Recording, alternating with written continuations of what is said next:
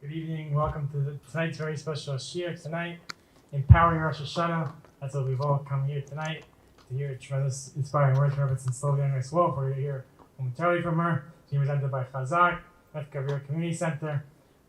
Just about 2 years ago, we were reminiscing that the Rebbetzin spoke right here in the upstairs, and Rosh Hashem, she's back. Hopefully this should be an annual event to hear tremendous words from the Rebbetzin.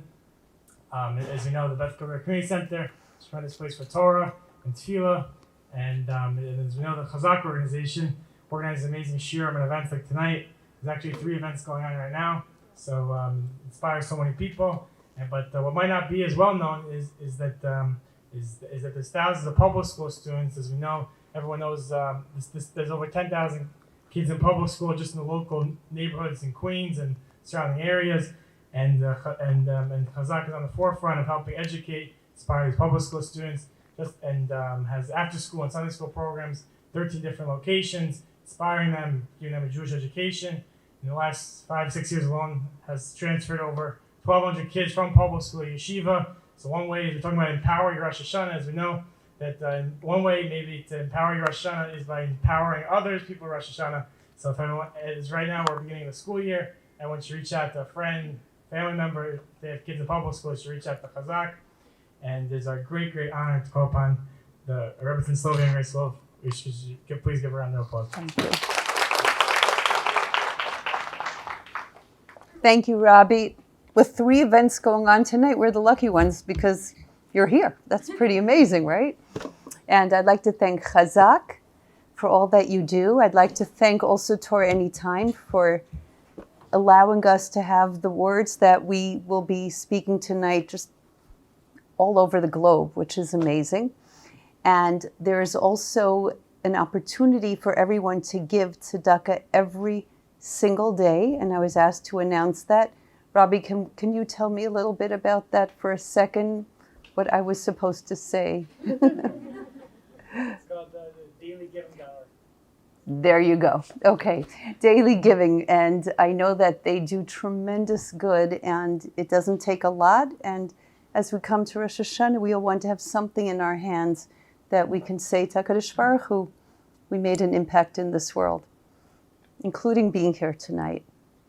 So thank you all for coming. That's where we start, because you can have all types of programs, but if nobody shows up, then you have nothing.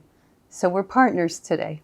And I appreciate you all being here. And Robbie, really thank you for putting everything together on behalf of all the women here and the organization. Today, September 11th, 21 years ago. Some of you maybe don't remember, but America and the world was put on hold when terror rained down from the sky. We were frozen. On that terrible day, we were privy to something that the world was never privy to before. And that is the final goodbyes that people had as they were leaving this world. Incredible. Fathers, mothers, husbands, wives, sisters, brothers, sons and daughters, all said goodbye. And the world was listening. From the buildings, from the planes, those last few moments that they were in this world. And what did they say? I'm so sorry. Please forgive me. Tell the kids that I love them. I love you. I wish I could just see your face one more time. I'm too young to die. Nobody gave a message of saying, I wish I would have played a little more golf. I wish I would have gone shopping. I wish I would have gone on a cruise. I wish I would have learned how to play tennis. Nobody. And the Maggid of Kelm, who was known to be a fiery and fiery speaker, gave such a message to the world. It was in Elul. And the Maggid of Kelm spoke and said, imagine if in the cemetery of Kelm, all of the neshamas, all of the souls would be allowed to have 1/2 hour to leave and to come back to life. Where do you think they would go? This neshama, this soul, would pound on the door and say, I'm back, I'm back, I'm back, I'm home. This neshama would look for the babies that they never saw, to hug, to cuddle, to sing Shema to. This neshama would run into a shul like we're sitting here right now, to be able to do one more mitzvah, to hear one more word of Torah, something. And all the while they'd be looking at the clock. That clock right there. Every minute, every second ticking by. Watching. And then the Maggid said, if we have more than 1/2 hour, should we not make every second count? Should you and I not be looking at the clock? And who says we even have 1/2 hour? Because nobody knows. Nobody knows what life brings. That's the emes. Nobody knows. It feels as if we were just here a year ago. And it feels as if all the time we come to this point before Rosh Hashana, we're in Elul, we're coming to Rosh Hashana, to Aseret Yemei Teshuvah, to Yom Kippur. And we've been here, and we've done that, and we try so hard. We get all inspired, we get all passionate. Yeah, this year is going to be different. And then the year goes by. So here we are again. And what will be different this year? What will be different this year? How will we make this Yom Hadin different than it ever was before? Look around this room.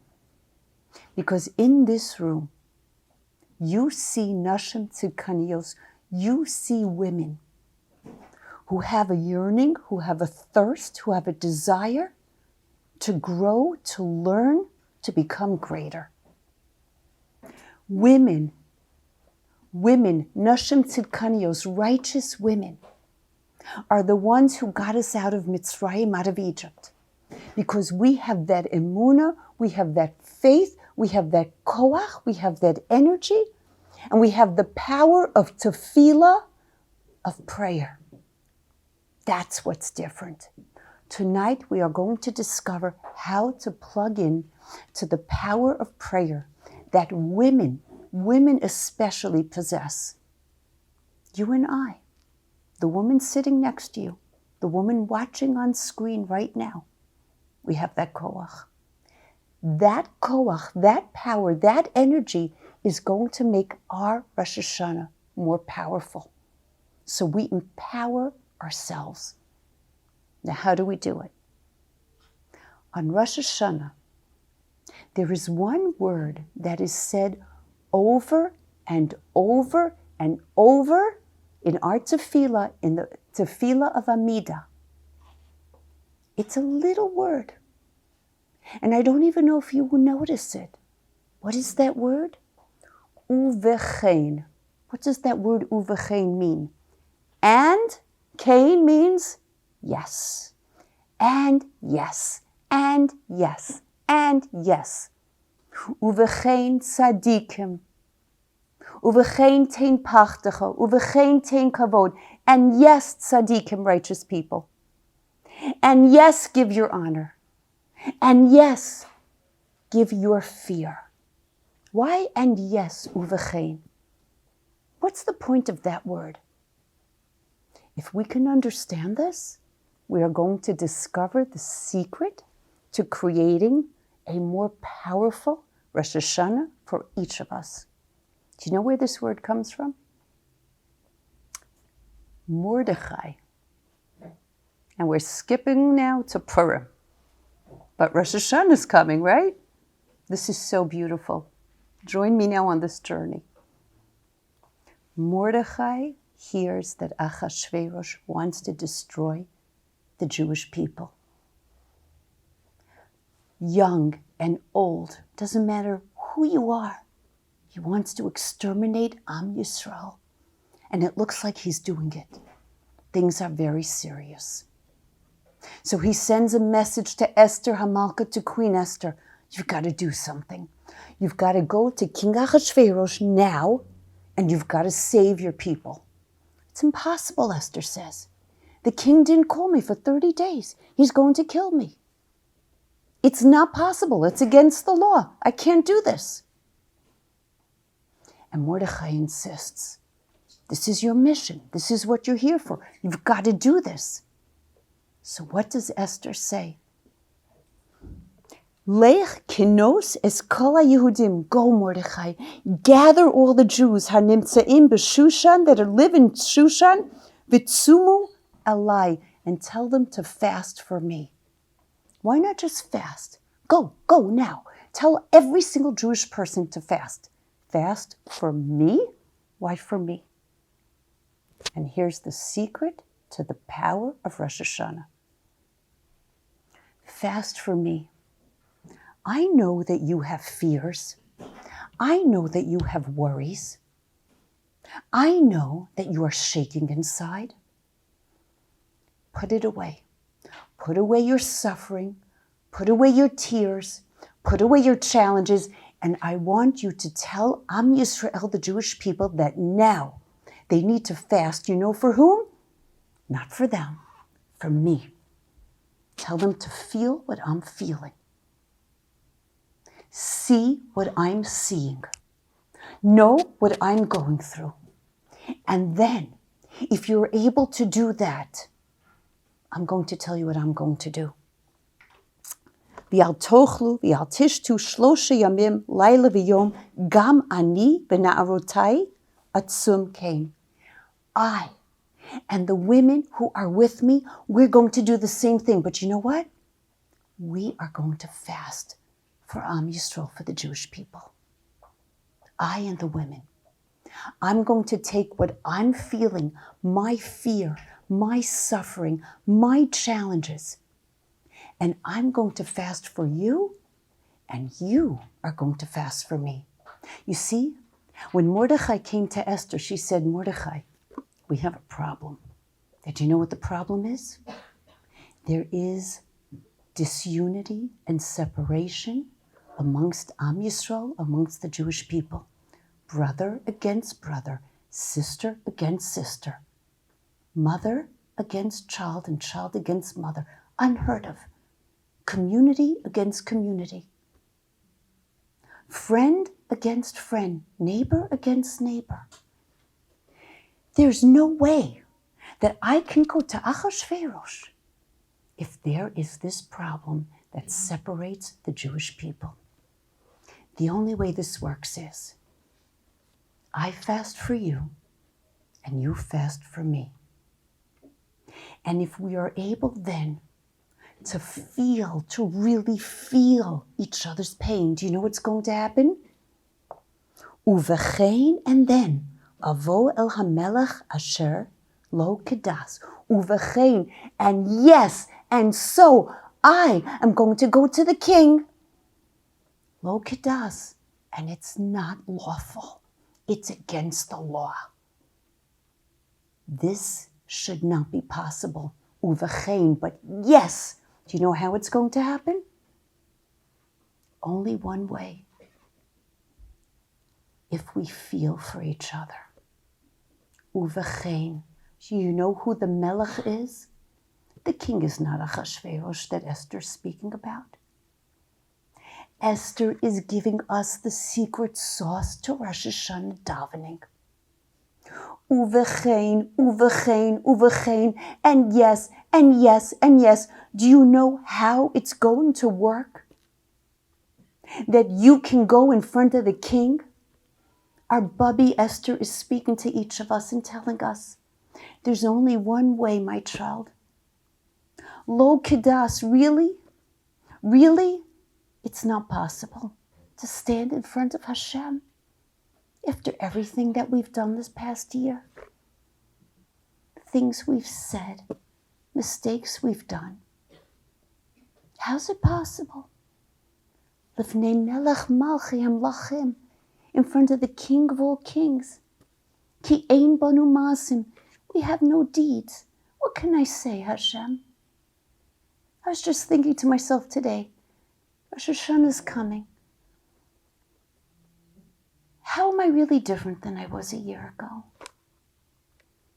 What's the big thing that I have in my pocket to say, Hashem, look? What can I say? Uvechein, Esther says it, yes. There's only one way.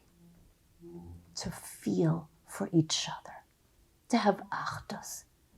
To look around this room, and before you leave, you don't leave empty-handed. Go over to somebody. Somebody you don't know. But we're all sisters, and say, you know what? You give me my name. I give you. You give me your name. I give you my name. And we daven for each other. No more separations. No more barriers. No more boundaries.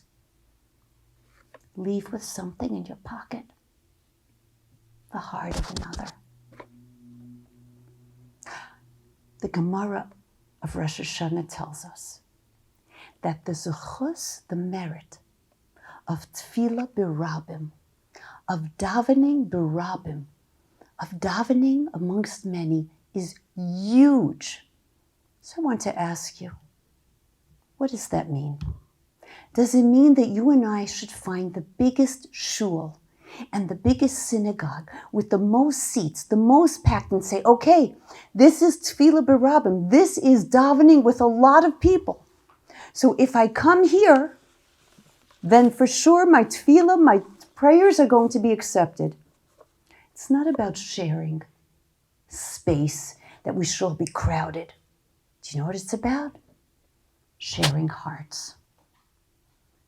It's about looking around shul on Rosh Hashana and putting aside my worries, my concerns, my tears, my fears, and looking around and saying, whoa, whoa, this family needs refuah shalema. They need healing so badly. This girl, she needs a shidduch. I'm going to daven for her. This family needs parnasa. This family needs to have some sustainable income. They're being crushed. They can't pay their bills. This family needs shalom bayis. This family needs peace. This boy over there, he's feeling so alone. I see it. I see it in his eyes. I'm going to daven. He should stay on the derech. That couple over there, my gosh, their heart is breaking. They're waiting for a baby. They're waiting and waiting and waiting. Can I feel what they're feeling? Can I feel it? If I can do that, uvechein, Esther Malka tells us, and yes, you're going to stand in front of the Melech, and it's going to be okay.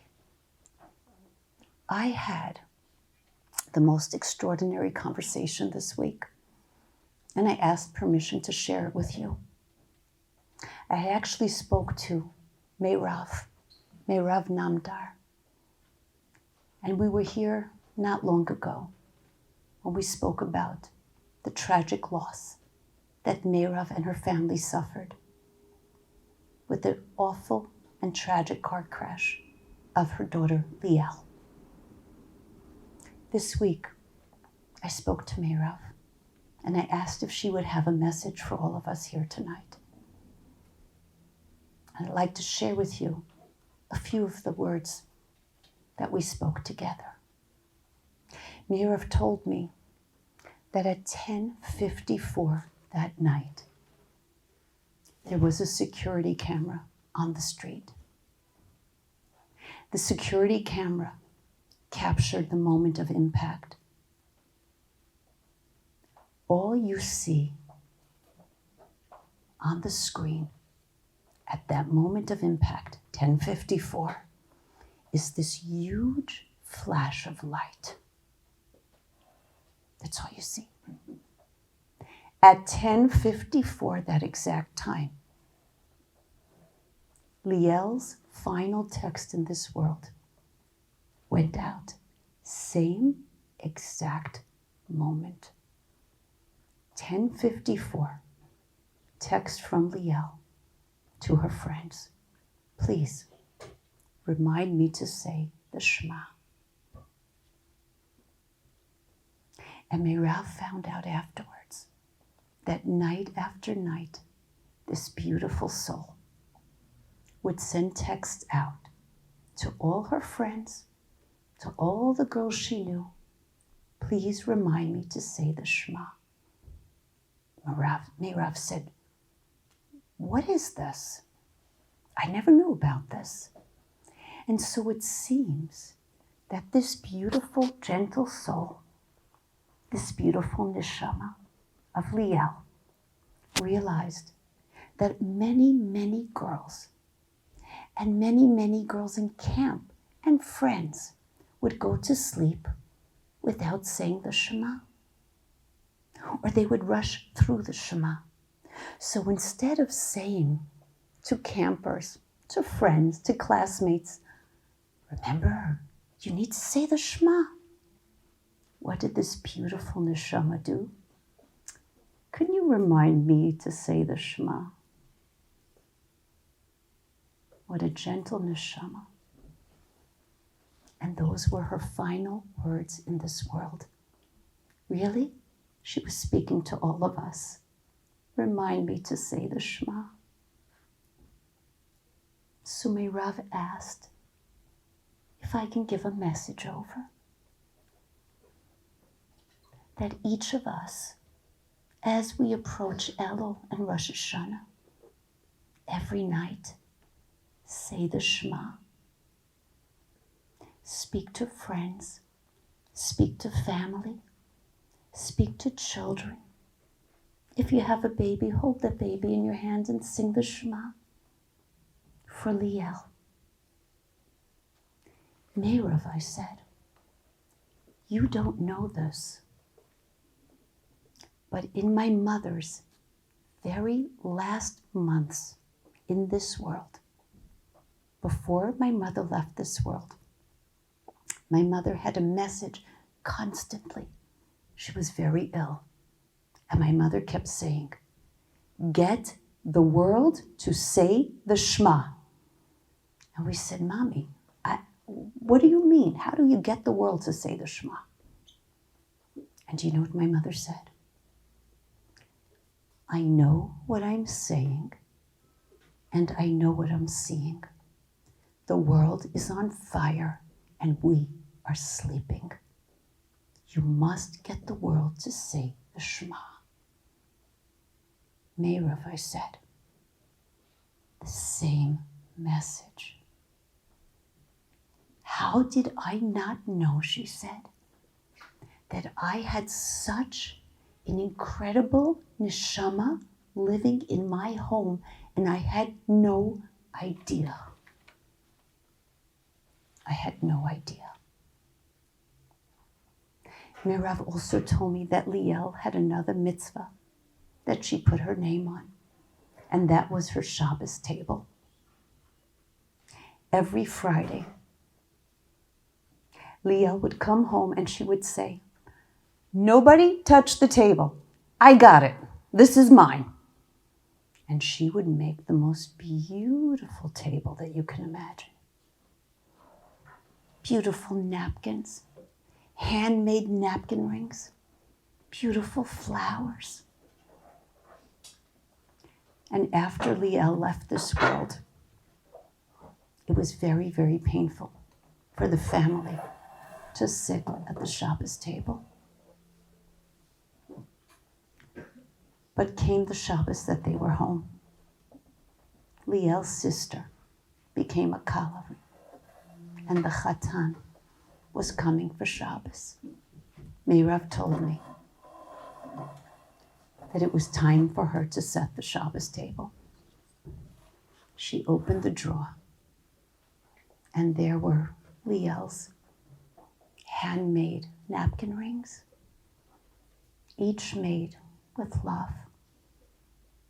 Meirav closed the drawer, and she just began to cry. I can't do this, she said. I can't. It's too much for me, Hashem. She cried, and she cried. And then she said to herself, if Liel was here, what would Liel say to me?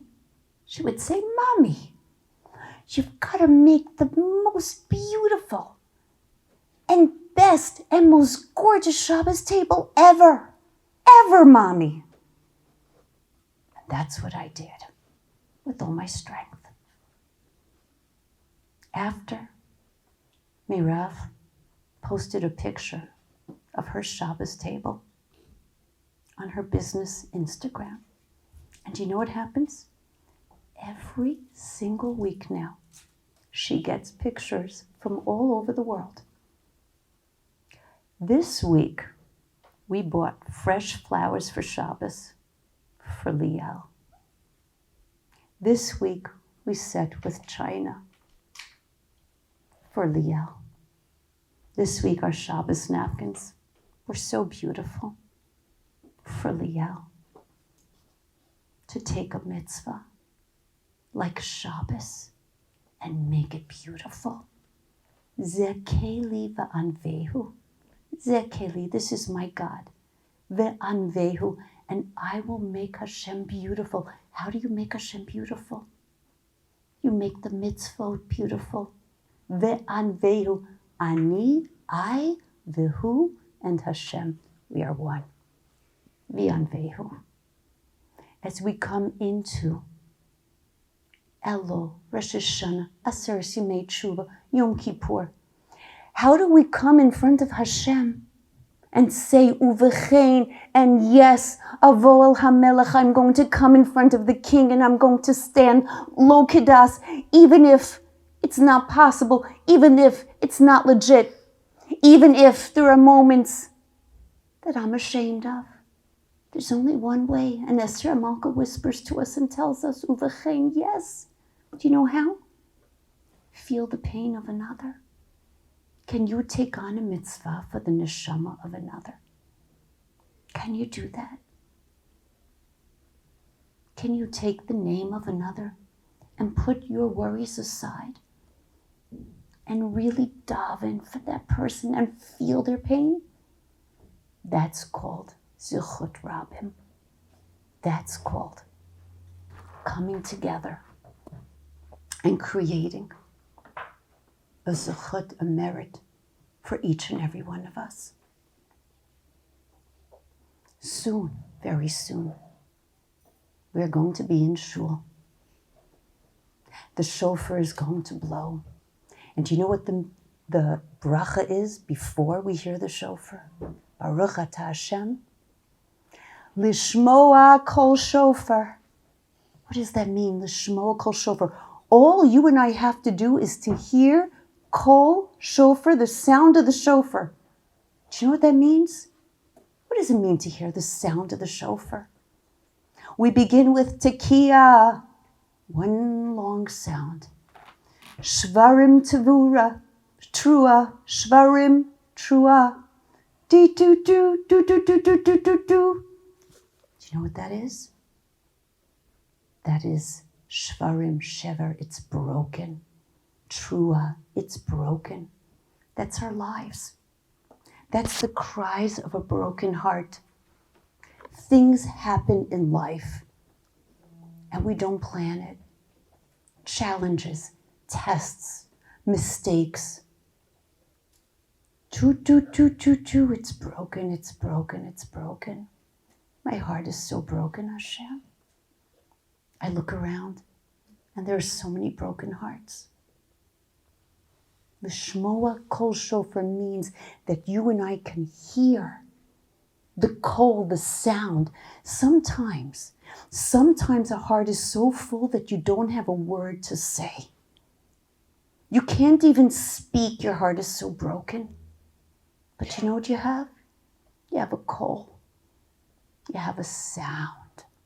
The Shmoa Kol Shofar means that as you hear the sound of the shofar, you hear the sounds of the cries of women all around you. The sound of the cry of the Shekhinah waiting for Geula to come, waiting for us to return to Yerushalayim. That's what it means, L'Shmoa Kol Shofar. So we have that koach, we have that power, we have that energy to feel for another, to take a mitzvah on, to feel somebody else's pain, to take on the name of another and put it into your machzor, into your siddur, into your tehillim, to expand your heart. Esther speaks to us and says, that's the only way, my children. Nashim tzidkanios, righteous women. Hashem gave you the ability to feel. Do you know why Hashem allows us to cry so easily? Why do women cry so easily? When you go to the gym, how do you know that you had a good workout? You sweat, you sweat.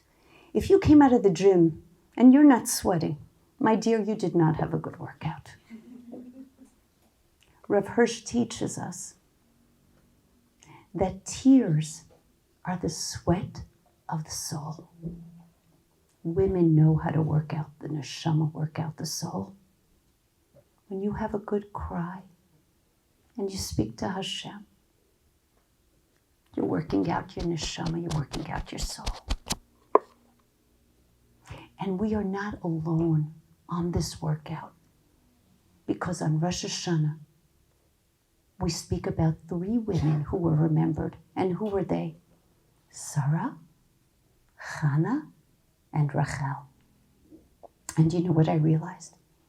When you take the first letters of those 3 women, do you know what word you get? Shachar, morning. Because if you are able to plug in to the koach, to the power of these 3 women, you are able to find Shachar, morning. Light, sunshine. As Esther Hamalka said, Lamanatseach al ayelet hashachar, Mizmar LeDavid. Before she went into Achashverosh, she said, I'm going to sing because I'm going to find the brightest part of the night.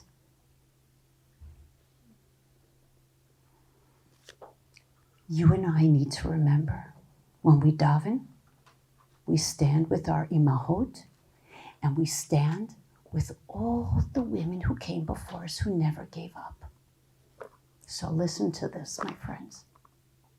Whenever it came to this time of the year, to Chodesh Elul, my mother would give me and her audience, wherever she went, and her children and grandchildren, the story of the shofar of Bergen-Belsen. When my mother was a little girl, she was in Bergen-Belsen. Rosh Hashana was coming. And they realized that they need a shofar. Can you imagine? The emunah, the faith, is so strong and so steadfast that they're looking not for food, but for a shofar. So they got together the currency of Bergen-Belsen. And do you know what the currency was? It wasn't dollars. It was cigarettes. For 200 cigarettes, you can get a shofar. They snuck the shofar into the barracks. Everyone got together.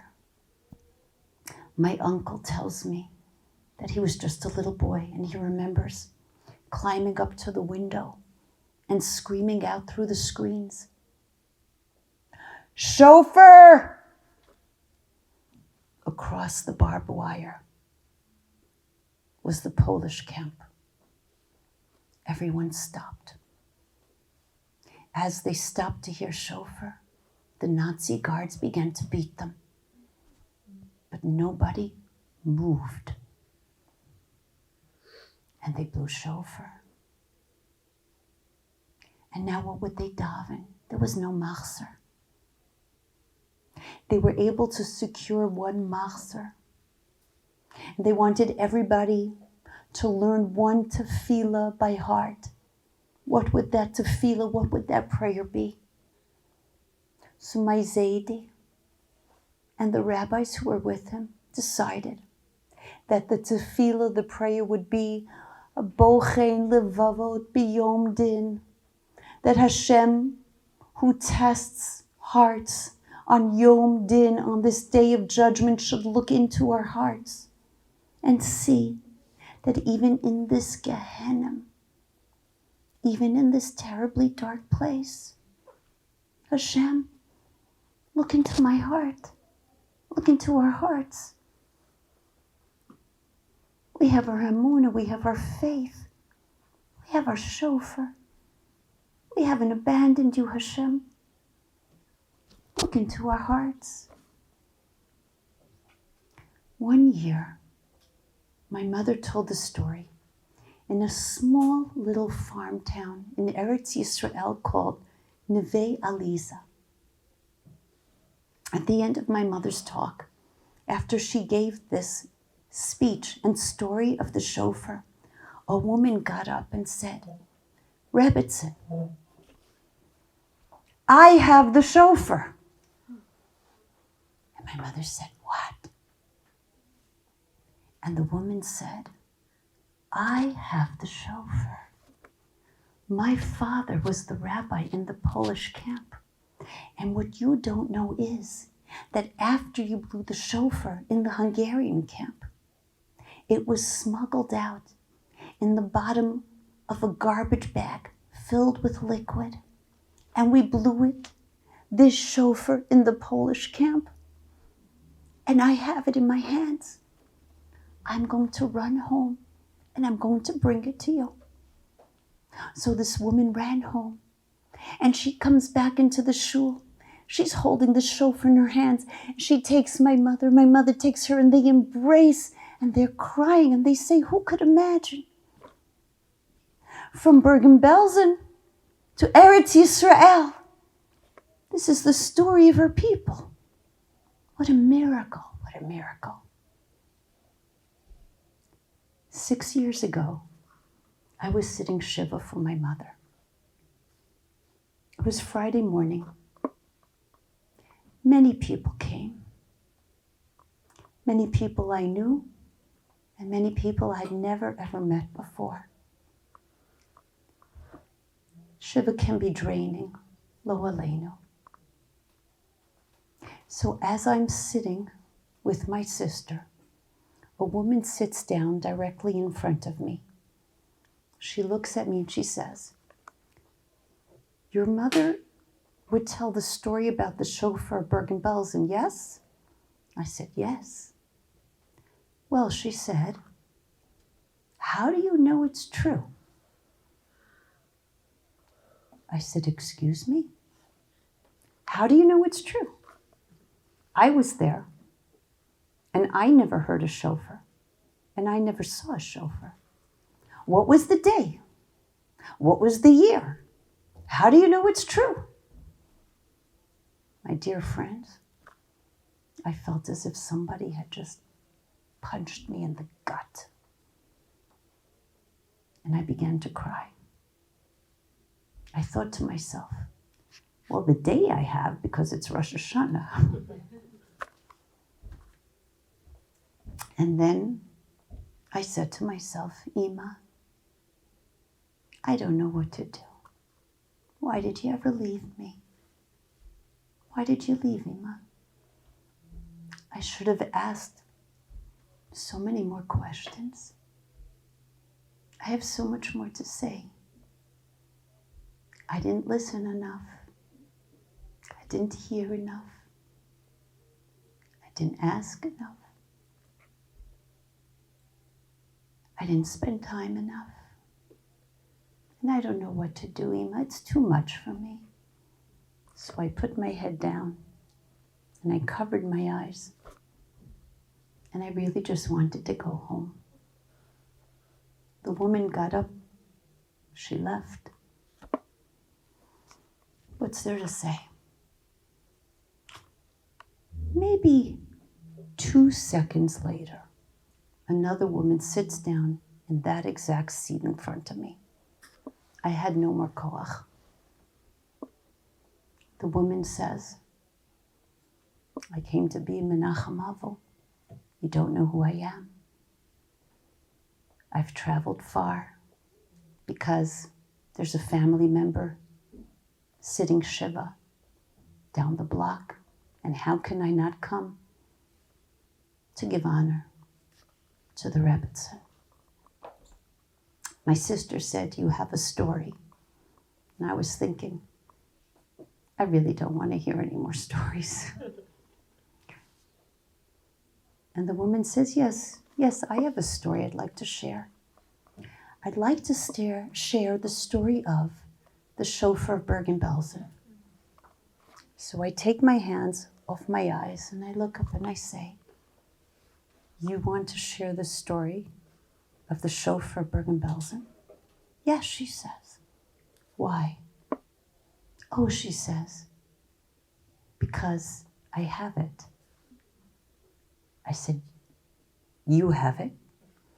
Yes. The woman who spoke to your mother was my mother-in-law. And now I have the shofar. And I wanted to share that with you. Do you know what words came into my mind? Al titosh Toras imecha. Never abandon the Torah of your mother. Never. So as we come into Rosh Hashana, what will be different for us this year, my dear women? Al titosh Toras imecha. Come with the knowledge, the understanding that you don't stand alone and I don't stand alone. Every single woman here, it doesn't matter who you are, it doesn't matter where you've come from, it doesn't matter what you've studied in your life or not studied. Somehow, somewhere, you have a Bubby in Shemayim who prays for you, who davens for you, who stands for you. You are the daughter of Sarah. You are the daughter of Hannah. You are the daughter of Rachel Imenu. You are the daughter of Esther Hamalka. Uvechein, and yes, you come in front of the king. And you are not alone. Lo kedas. Maybe we have nothing to say. I have nothing in my pockets, but you know what I have? Al titosh Torah simecha. You and I, we are never, ever alone. We just have to believe in the koach, in the power of our tefillah. May Hashem send us all, and to Am Yisrael, all those who need refuah. Hashem should send us refuah shalema quickly. All those who need a shidduch, Hashem should send shidduchim quickly and easily. We should have smachot quickly. All those who are waiting for babies, Hashem should send us babies, sweet babies, to bring geula for Am Yisrael. All those who need parnasah, shalom bayis, Hashem should give us the mazel and the bracha. Hashem should watch over Am Yisrael, Eretz Yisrael, Yerushalayim. And when we all welcome the geula quickly, b'mheira v'yameinu amen. Thank you so much for listening.